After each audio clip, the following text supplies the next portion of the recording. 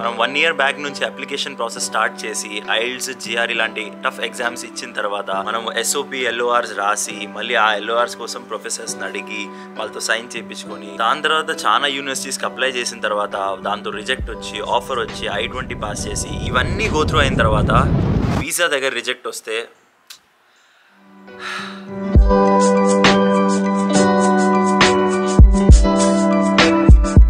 నా పేరు విఎస్ చంద్ర మౌర్య. నేను మాస్టర్స్ చేస్తున్నాను in data science at Stony Brook university. నేను ఒక ఫాల్ 2023 స్టూడెంట్. ఈ వీడియోలో మనం మాట్లాడబోయేది F1 visa tips and tricks, ఏది మీరు అవాయిడ్ చేయాలి అండ్ ఎలా మీరు మాట్లాడాలి ఇన్ యువర్ ఇంటర్వ్యూ. మీ ఇంటర్వ్యూ ఎలా సక్సెస్ఫుల్ గా పాస్ అవ్వాలో ఈ రోజు మాట్లాడదాం. అసలు వీసా ఎందుకు రిజెక్ట్ అవుతుంది?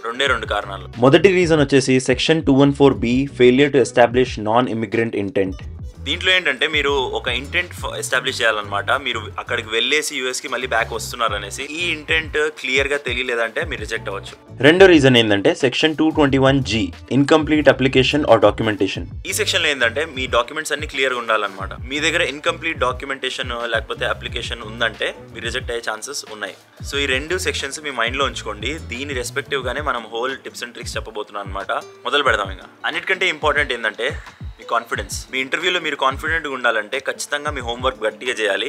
ఏం క్వశ్చన్స్ అడగబోతున్నారు, మీ ఏ యూనివర్సిటీకి అప్లై చేశారు, ఎన్ని యూనివర్సిటీకి అప్లై చేశారు, ఏ యూనివర్సిటీని సెలెక్ట్ చేసుకున్నారు, ఇవన్నీ మీకు క్రిస్టల్ క్లియర్గా మైండ్లో ఉండాలి. మైండ్లో ఉండేది కాదు, మీరు ఎక్కడన్నా రాసుకోవాలి. దీన్ని మీరు ఎక్కడన్నా రాసుకుంటే ఖచ్చితంగా మీ మైండ్లో ఉండిపోతుంది అండ్ మీరు అక్కడికి వెళ్ళిన తర్వాత తడబడరాడా. అండ్ మీరు కాన్ఫిడెంట్గా ఉండాలంటే మీ అప్లికేషన్ ముందు నుంచి మీకు తెలియాలి. దానికి మీ DS 160 అనేది రివైజ్ చేసుకోండి. పాయింట్ ఏంటంటే ఇక్కడ ఆ ఇంటర్వ్యూవర్కి మీ DS 160 ఉంటుంది అండ్ అతను దాని నుంచి అండ్ మీరు మాట్లాడేది మ్యాచ్ అవుతుందా లేదా అని చూస్తూ ఉంటారు.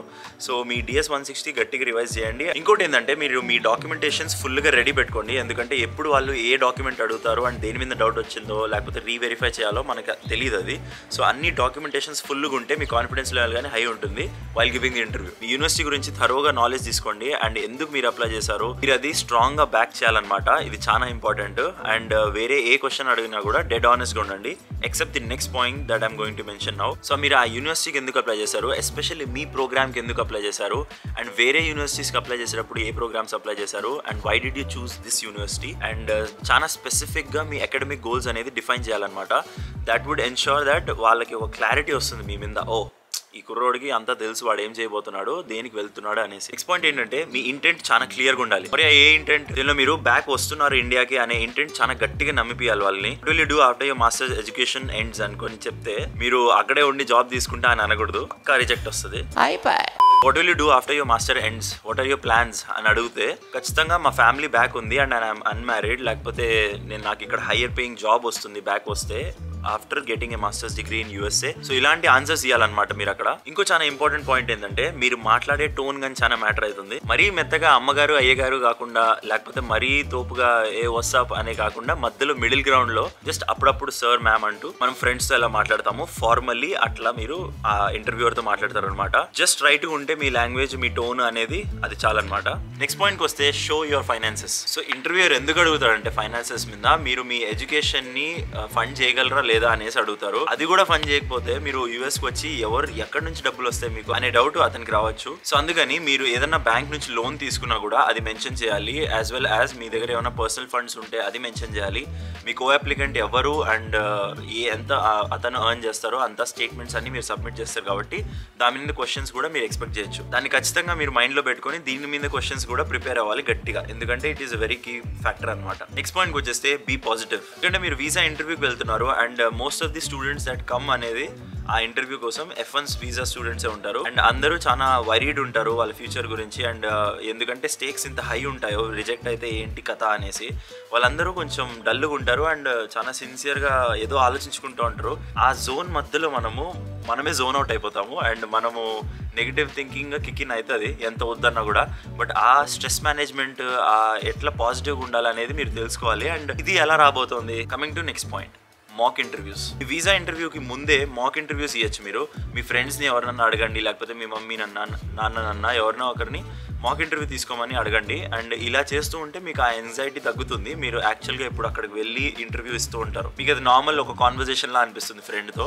సో ఆ పొజిషన్ వరకు వెళ్ళాలి. అన్ని మాక్ ఇంటర్వ్యూస్ తీసుకుంటే మీకు ఖచ్చితంగా బాగా అనిపిస్తుంది. అక్కడికి వెళ్ళిన వెంటనే మీరు యాక్చువల్గా ఏం ఆన్సర్స్ ఇవ్వాలో అవే ఇస్తారు. ఎవరైనా మీతో పాటు మంచిగా జాలీగా మీతో మాట్లాడుతున్నారు అంటే ఖచ్చితంగా మాట్లాడండి. ఎందుకంటే అక్కడ మెయిన్ థింగ్ ఏంటంటే మీరు డిస్ట్రాక్ట్ అవ్వాలి, టు బి పాజిటివ్ అనమాట.